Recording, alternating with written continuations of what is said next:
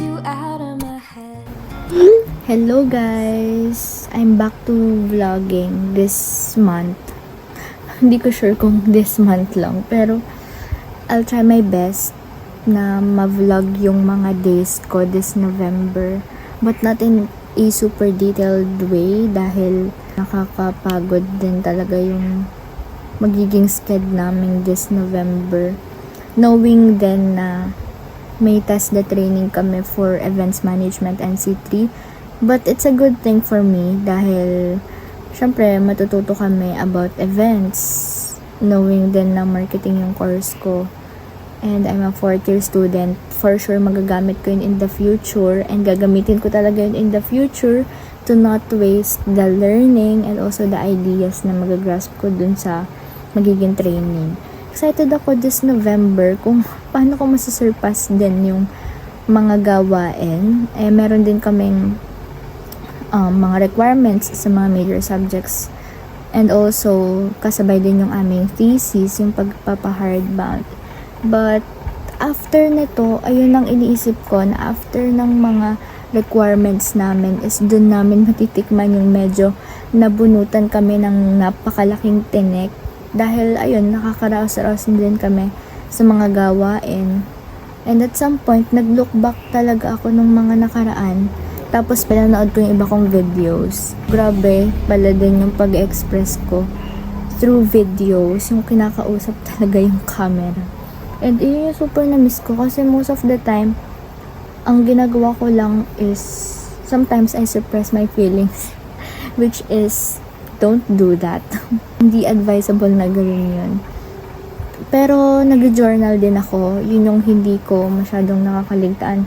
Pero, mostly, hindi talaga ako nakakapag sulat sa journal ko ng as in, at the moment feeling ko, ganun. Kung kailan lang ako sipagin, ganun. Pero, hindi ako nakakalimot mag-update sa journal ko kung ano yung kailangan kong gawin that day. And, ayun, mostly ang kausap ko ay aking mind. Which is, hindi ko na ilalabas. Ayun, parang yun din yung na-miss ko sa vlogging. Dahil, medyo malaya akong na-express yung sarili ko tsaka yung thoughts ko. And at the same time, is nakakapag-video ako ng kung anong gusto ko. And this vlog will not be a super detailed. Medyo raw tong magiging vlog dahil gusto ko na ipakita kung ano yung gusto ko ipakita sa inyo at i-share. Good morning guys! So this will be our first day ng test the training and maaga pa kasi maaga yung aming punta dun sa pagte-trainingan namin. And kailangan maaga ako gumising. Nag-skin prep lang ako dahil mag-aayos ako ng konti to feel good. And gamit ko yung serum na vitamin C.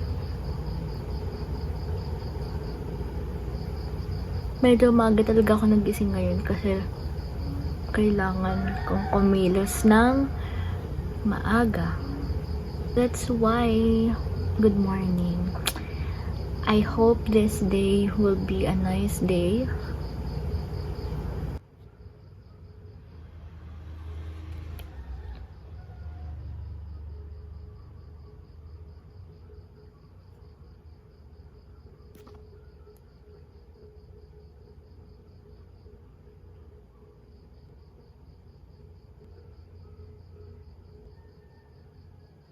What I like about this skin tint is na-even niya yung skin tone. Dahil ang dami kong redness gawa ng mga bago kong pimples lately. And she's doing her job. Like, tignan nyo, medyo nawala na yung redness.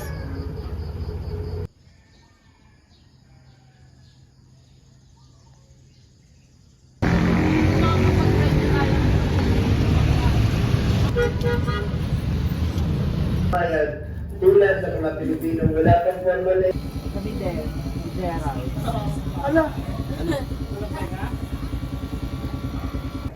Hello guys, just got home. So our first day was pretty tiring pero fun naman. And also may mga gagawin din ako ngayon. So Yun lang, nagkakape lang ako kasi antok na antok ako. 7 a.m. nag-start yung day ko today. Tapos, yun, may gagawin lang ako and babush.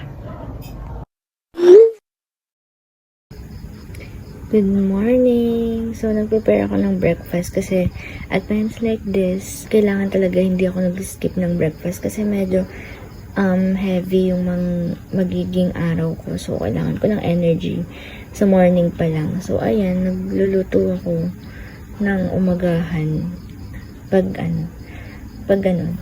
Grabe ang boses ko, pero huwag niya ng i-mind yun. Basta ayan.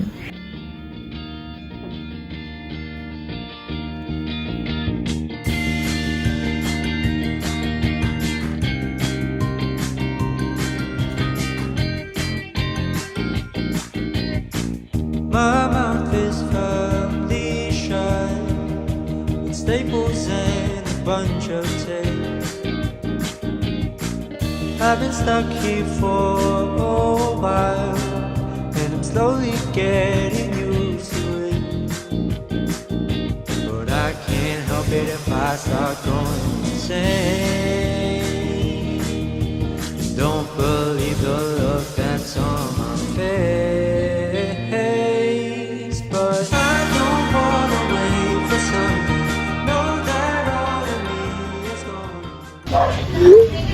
Hello guys! So, it's Sunday already and medyo pahinga ko today pero gagawa pa din ako ng aming thesis. Tapos, naabangan ko yung sa MUPH Batangas dahil sumali din ang aming friend si Laika.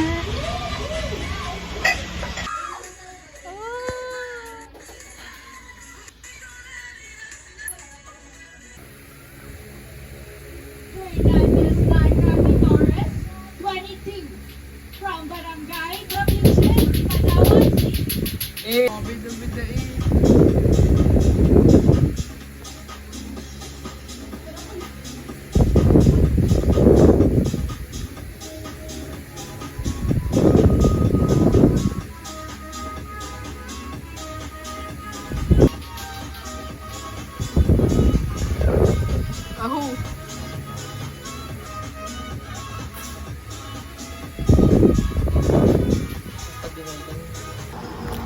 Hello guys! So, today is Sunday and tomorrow meron ulit kami 7 a.m. na start ng training. So, right now ay matutulog na ako. Medyo nakapagawa naman ako kanina ng revisions and at the same time napanood ko si Laika and also na-transfer ko na yung para dun sa presentation namin sa events. Pero hindi pa yung lahat. Pero may na-transfer naman na ako. So yun, medyo nakakapagod lang today and I'm gonna rest for later dahil 7 a.m. I also need to wake up so early. So, good night!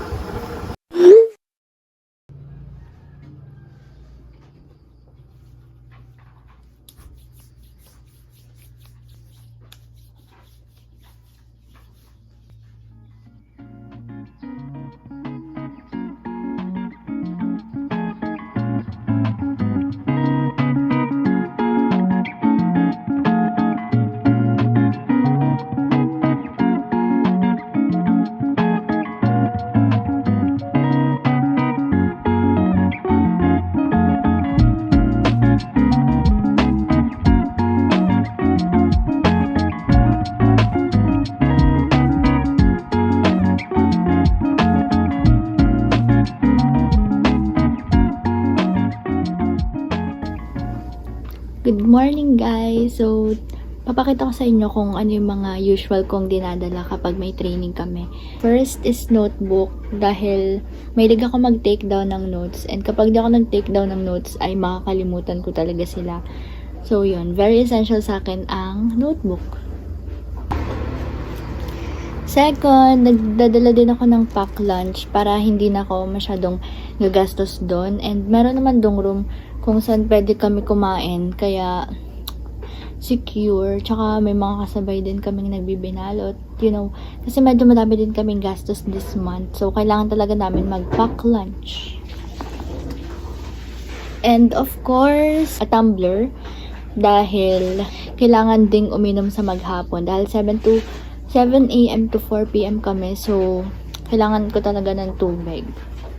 Tapos, o nga pala, meron ditong 2 packets. Sa isang packet na to, dito ko na lang nilalagay yung mga, yung mga ganito, yung mga lipstick ko, ganon, powder. Dahil kasya naman sila dito sa compartment. Tapos, dito naman sa kabila, pag may naisipan akong ilagay, tsaka lang ako naglalagay dito sa kabila. And also, wallet,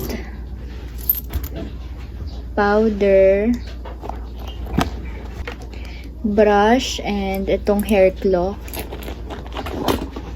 Itong mumurahin kong pabango, pero sobrang bango niya dahil amoy flowers, ako amoy bouquet. And also pala, power bank, dahil bawal tayong malobat. Magpe-prepare na ako to go to the training. Bye-bye! Coffee ko brown po, tapos putasa. Focus yung akin. Cute. Tayo ng Juana. Pinag-isip ko kami ng price. Wala ka pang pinigay na budget. Hi! Hi guys! Bakit? Babait! Bakit? Hello!